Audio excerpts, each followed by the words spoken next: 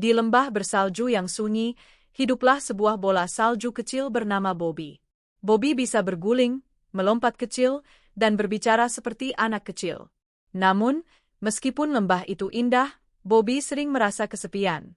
Setiap hari ia melihat anak-anak bermain salju dari kejauhan, membuat manusia salju dan bola salju, namun tidak ada satupun yang tahu bahwa Bobby hidup. Aku ingin punya teman, bisiknya sambil menatap langit putih. Suatu pagi, saat angin berhembus lembut, Bobby mengambil keputusan besar. Ia mengguncang tubuh bulatnya, lalu berguling perlahan keluar lembah. Hari ini aku akan mencari sahabat katanya Panasemangat. Perutnya berdebar. Ia tidak tahu apa yang akan ia temui. Tapi Bobby yakin, di luar sana pasti ada seseorang yang mau berteman dengannya. Bobby berguling melewati hutan kecil yang dipenuhi pohon pinus bersalju. Di sana, ia bertemu Pico, kelinci putih mungil yang sedang melompat-lompat mencari makanan. Hello, Sapa Bobby, Sereni Seria. Pico terkejut, tetapi segera tersenyum. Wah, bola salju bisa bicara?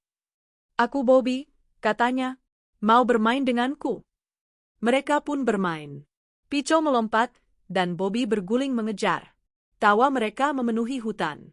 Namun, semakin lama Bobby berguling, tubuhnya menjadi semakin besar karena salju menempel. Tak lama, Pico berhenti dan menatap Bobby dengan mata membesar. Kakam, jadi sangat besar. Aku hanya ingin ikut bermain, kata Bobby pelan. Pico mundur ketakutan. Aku takut tertabrak. Maaf, Bobby. Pico pun pergi, meninggalkan Bobby sendirian di tengah hutan. Bobby menunduk Sadie. Aku tidak bermaksud menakutimu. Dengan hati berat, Bobby melanjutkan perjalanannya. Di hutan yang lebih dalam, Bobby melihat sosok manusia salju berdiri di samping batu besar. Namanya Krius. Namun Krius sangat pemalu. Setiap kali Bobby mendekat, Krius bersembunyi di balik pohon. Aku tidak jahat, sungguh, kata Bobby lembut. Aku hanya ingin berteman. Krius akhirnya berani menoleh. Aku tidak terbiasa berbicara dengan orang baru. Bobby tersenyum. Tidak apa-apa. Kita bisa bicara pelan-pelan. Marika pun berbenkeng. Krius menceritakan bahwa ia takut orang akan merusaknya karena tubuhnya rapuh. Bobby mendengarkan dengan sabar. Namun, ketika Bobby mencoba bergerak sedikit, tubuhnya kembali menjadi lebih besar dan besar. Krius panik. Jangan dekat-dekat. Kamu bisa menghancurkanku. Bobby menatap tubuh bulatnya dengan sedih. Mungkin, memang tidak ada yang bisa berteman dengan bola salju besar sepertiku. Ia pun pergi, meninggalkan Krius yang merasa bersalah. Di puncak bukit salju, Bobby duduk termenung. Tubuhnya kini jauh lebih besar daripada ketika ia memulai perjalanan. Di sanalah ia bertemu Siwi, burung biru kecil dengan sayap cerah. Siwi terbang mengelilingi Bobby dan bertanya, "Kamu tampak sedih." Kenapa?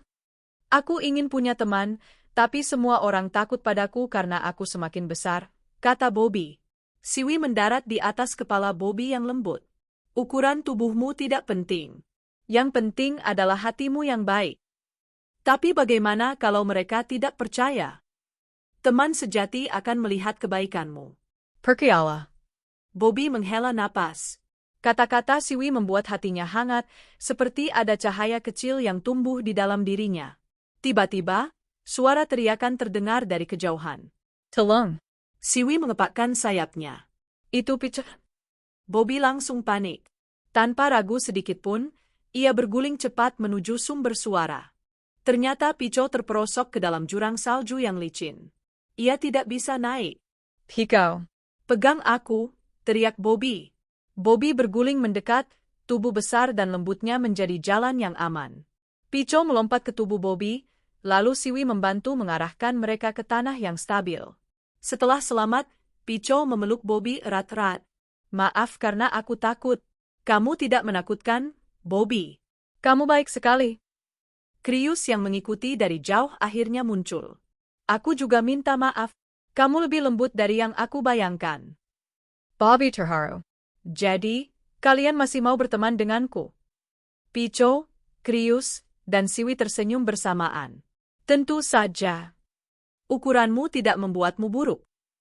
Kamu penyelamat kami.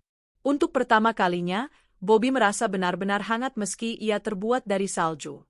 Ia tidak lagi sendiri. Bobby akhirnya menemukan teman sejati, teman yang melihat hatinya, bukan bentuk tubuhnya.